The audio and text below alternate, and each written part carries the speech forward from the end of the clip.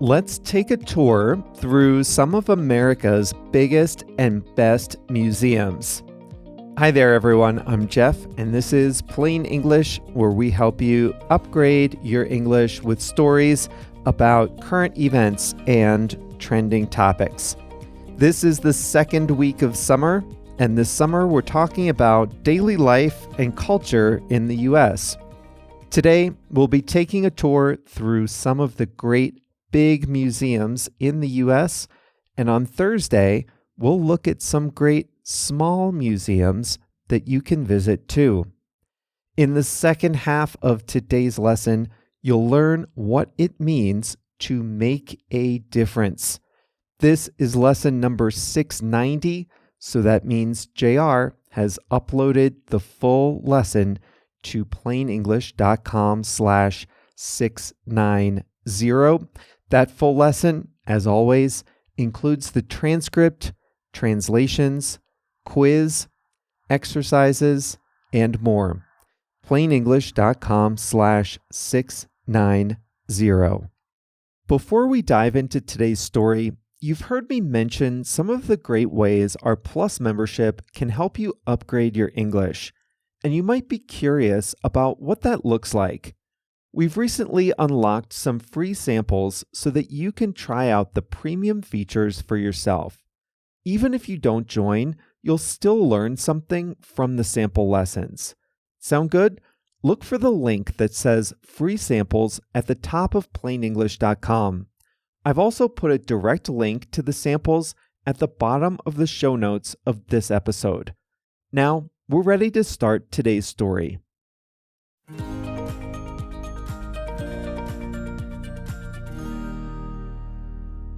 Let's start our American Museum tour with three ambitious, wide-ranging art museums, one in each of the nation's three biggest cities.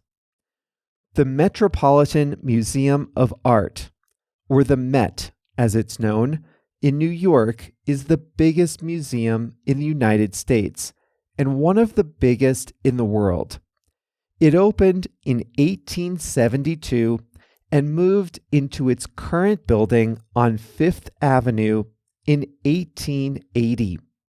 The permanent collection has 17 separate departments, too many to list here, but it has impressive collections on ancient Egypt, Renaissance art, all the European masters, Islamic art, antique weapons, musical instruments, costumes, furniture, and more. Highlights include a marble column from ancient Greece, Van Gogh's self-portrait, and Washington crossing the Delaware, a painting that depicts a critical moment in America's Revolutionary War. Chicago's Art Institute is almost as old as the Met. It opened in 1892 on South Michigan Avenue. It's the second largest museum in the U.S., behind only the Met. There, you can find one of the largest Impressionist collections outside Europe. The permanent collection exhibits art from over 5,000 years of human history. You can see the famous Grant Wood portrait American Gothic here. This is the painting with two farmers and a white farmhouse behind them. You'll also find Nighthawk, the Edward Hopper painting of a single man at a diner late at night. One of my favorites is called Paris Street, Rainy Day. On the opposite coast, in Los Angeles, visit the Getty Center, which is known for its paintings, drawings, and photographs. The Getty Center is the newest of the big art museums. It was founded only in the 1950s by the wealthy oil industrialist J. Paul Getty. It started in his home, but later moved into its current building, which opened in 1997. While the Met and the Art Institute are in stately, classic, conservative buildings, the Getty has a bold, modern design. It's perched high above Los Angeles, so it has stunning views from its landscaped gardens outside. Two other great art museums to mention: the Museum of Modern Art in New York, that one has Van Gogh's Starry Night, and the Museum of Fine Arts in Boston. But not all great museums are about art. In Washington, D.C., the Smithsonian Institution's Air and Space Museum traces the history of aviation and space travel.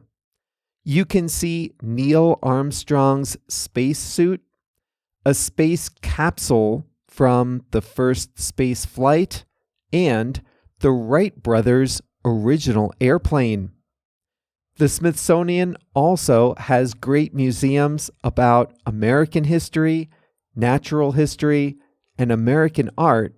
All of them are free.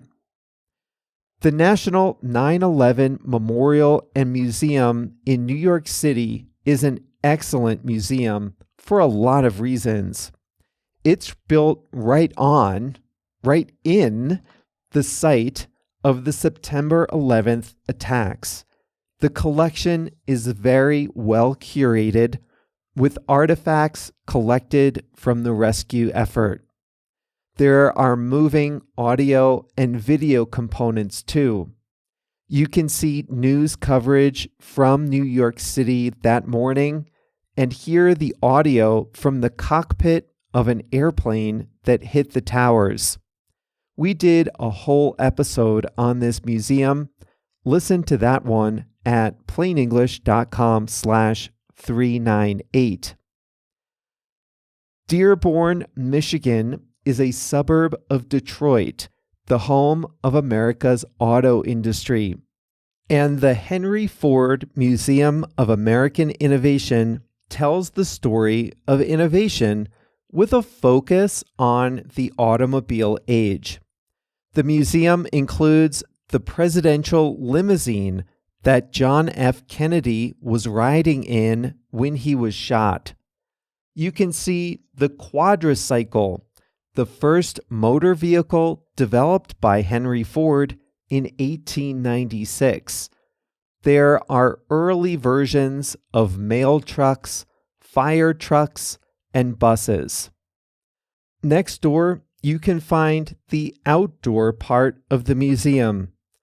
The Greenfield Village is a recreation of architecture from Henry Ford's lifetime.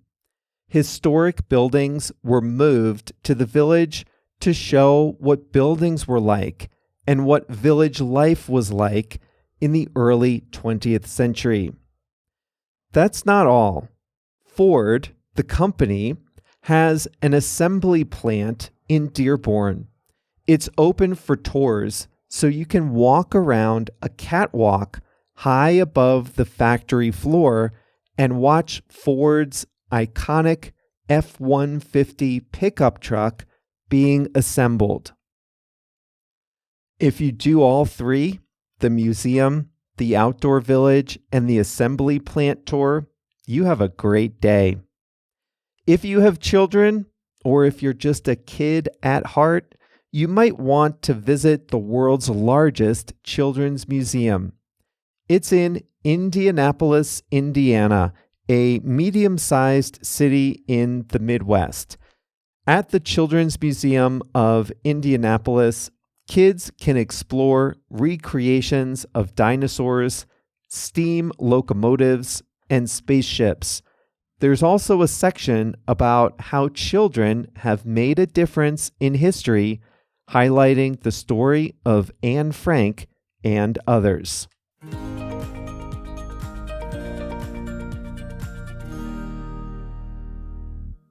I have been to all of these except the Getty and the Indy Children's Museum. I know Detroit isn't on a lot of people's itineraries, but if you're into cars, automobiles, or the history of innovation, I do highly recommend the Henry Ford Museum and the Ford Assembly Plant tour. But if you're into museums and can visit only one city, I say go to Washington, D.C. New York is a great museum city, but Washington has such a good variety, and the museums in D.C. are free. You could go to 2 a day for a week and still not see it all.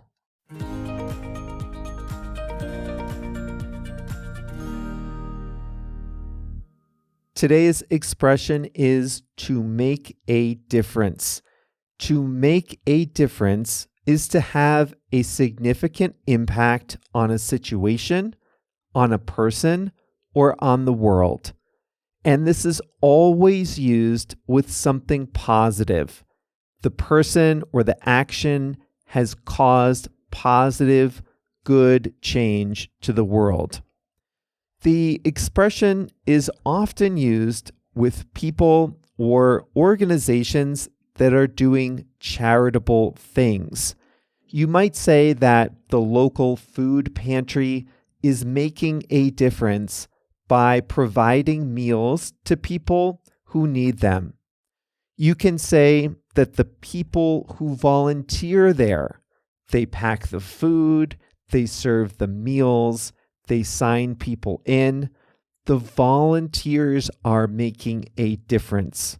So you can see a person can make a difference, and so can an organization. Sometimes it's hard to see how small actions can make a difference, but they can. The world faces a big challenge now, climate change. It can be hard to imagine how individual effort can make a difference on a problem so large. But if you're my age or older, you might remember the ozone layer. The ozone layer is a layer of the atmosphere that protects us from the sun's harmful rays. And the ozone layer had been thinning, in large part because of chemicals from air conditioning and consumer products. But consumers, governments, and industry grouped together to reduce those harmful chemicals. And now the ozone layer is on track to be fully repaired. All those actions made a difference. Government regulation made a difference. Businesses' commitment to finding substitute products made a difference. Scientists studying that problem made a difference. Consumers who advocated for change made a difference. They all made a positive change on this one topic. And if you want to hear more, check out plainenglish.com/564. We did a full episode on the ozone layer. So you can see, make a difference is not just about volunteering, not just about charity. You can make a difference at your job too. What does it mean to have a good job? For some people, it means doing something they enjoy. Other people want to get rich, make a lot of money. Still others want to have a good life balance. But some people want to make a difference in their jobs. That means they want to be able to see how their jobs have a positive effect on society. Now, if you've been listening long enough, you may have gleaned that I'm a believer in markets. And any true believer in markets will tell you that every job makes a difference. Well, almost every job. If you save lives as a surgeon, you make a difference by saving lives and improving health. That's easy to see. But if you collect trash, you also make a difference. You keep the neighborhood clean and sanitary. That too probably saves lives, right? If you invent high-tech computer programs, that makes a difference. It makes the world better because now we have something new. But if you repair cracked smartphone screens, that also makes a difference. It helps people enjoy their lives, be their best, and save their money. So I think that most jobs do make a difference. It's just that at some jobs, the difference is easier to see than at others. What can you say if your effort or something you do, something that happens, will not make a positive change? You can say, that won't make a difference, or that won't make much difference. Donald Trump was convicted of felony charges, and it looks right now like that won't make much difference in the upcoming election. It won't change people's minds. It won't have a positive or negative effect on public opinion. Why not? Why would this not make a difference? Why would people's opinions not change? Well, the charges were very minor. Almost everyone has an opinion of Trump.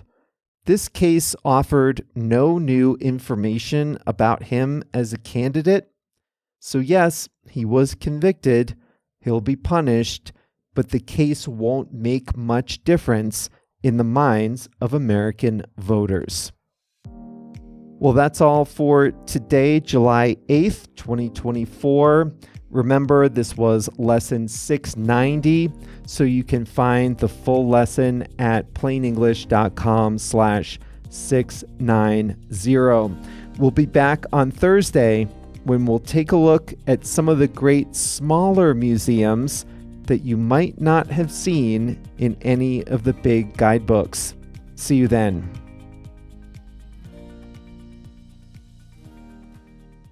You've reached the end of the audio lesson, but there's a lot more to the Plain English experience on the website plainenglish.com. A lot of plainenglish.com is free, but the best tools to help you upgrade your English are part of the Starter and Plus memberships. And if you've ever been curious about what those look like, well, I have good news for you. We've unlocked some free sample lessons that let you try out the Starter and Plus features for yourself. There are 2 easy ways to find the free samples. First, at plainenglish.com, there's a new link at the top of the page that says Free Samples. I've also put a link in the show notes for this episode. In the sample lessons, you can do the exercises, listen to the fast audio, take one of our toolkit workshops, practice your writing, and more. So try it out today. Click the link in the show notes of this episode, or find the link that says Free Samples at the top of plainenglish.com.